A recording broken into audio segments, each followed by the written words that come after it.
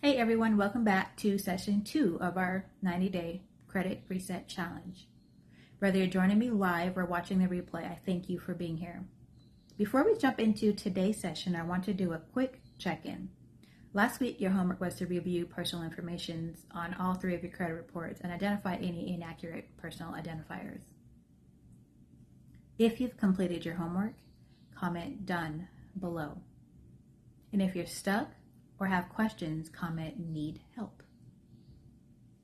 Remember, this isn't a race and everyone's credit journey is different. My goal is to help you build a strong foundation, not rush you through the process. If you're behind, that's okay. The recordings will always be available so that you can catch up at your own pace. One of the biggest mistakes people make is jumping straight into disputing accounts. This isn't going to be the strategy that we're going to use. I will always recommend that you start by cleaning up the PI section first. The reason is because the credit bureaus use your personal identifiers to connect accounts to you. And if your report contains inaccuracies, they can use those to connect you to the accounts on your credit file that we're disputing. Think of your credit report like building a house. Would you build a house on an unstable foundation? No, right? Of course not. So we're going to go ahead and build a clean foundation before we challenge any accounts that are connected to it.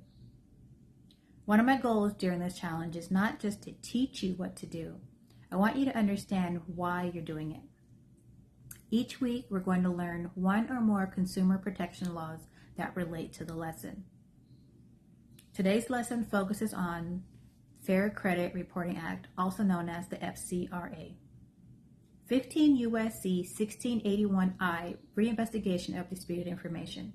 This law gives you the right to dispute information on your credit report that you believe is inaccurate or incomplete. When you notify a credit bureau of an inaccuracy, they must conduct a reasonable investigation and notify you of the results within the time frame required by law. This is the legal foundation for disputing inaccurate personal identifiers. We also have 15 U.S.C. 1681EB, Maximum Possible Accuracy. This is one of my favorite sections of the FCRA. The credit bureaus are required to follow reasonable procedures to assure the maximum possible accuracy of the information that they report.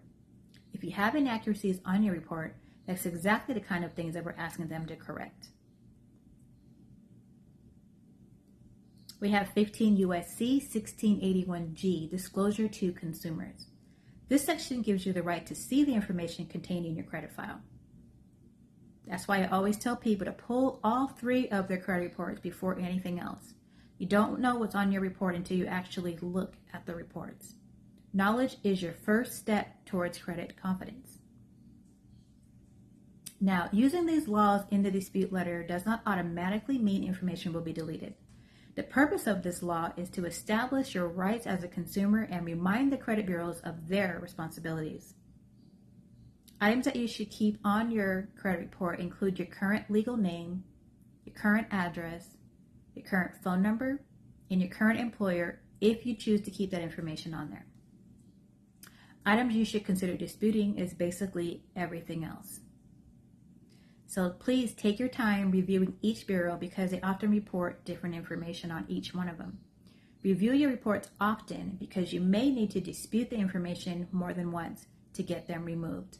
Or you may find that later on another piece of information was added to your reports, in which case you'll want to have them removed as well. This challenge is about strategy, not speed. Now that you identified the inaccurate information, it's time to prepare your first dispute package. Your letter should be professional, clear, factual.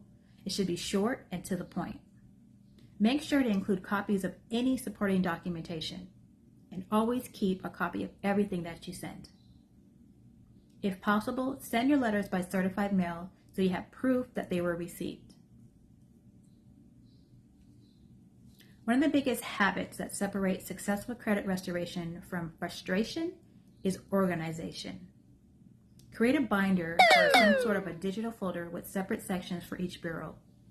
Inside each section, keep copies of your dispute letters, certified mail receipts, delivery confirmations, any responses from the bureaus, dates they were mailed, any deadlines, and any notes that you think will help. Trust me, future you will appreciate you staying organized. This week's homework is simple. Finalize your personal information dispute letters.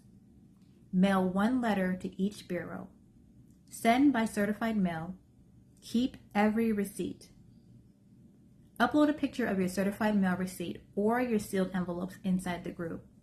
And comment back, mailed, once everything's been sent. Next week, we're going to discuss what happens after you mail your disputes. We'll cover how long investigations usually take, what the bureaus are legally required to do, common stall tactics, how to recognize verification language, and what to do if your dispute comes back verified. We may even go through how to dispute your next round.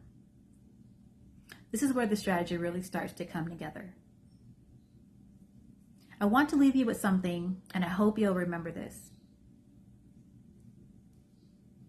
We're not asking the credit bureaus for a favor. We're asking them to comply with the law. Credit restoration isn't built on emotions. It's built on facts, consistency, and documentation. Most importantly, it's built on confidence. Thank you for spending part of your day with me. Have an amazing week. Get those letters in the mail, and I'll see you next week for session 3 of our 90-day Credit Reset Challenge.